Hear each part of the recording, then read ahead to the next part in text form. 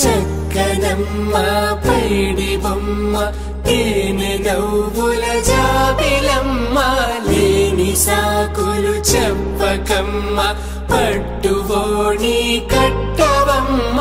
నాన్నయదపై నిన్నటిదాకా అల్లరి ఆటలు ఆడినా చిన్నారి తల్లి లేత భుజములు నేడు చీరలు మోయునా చెల్లో తురిమిన మంచి సంపంగులు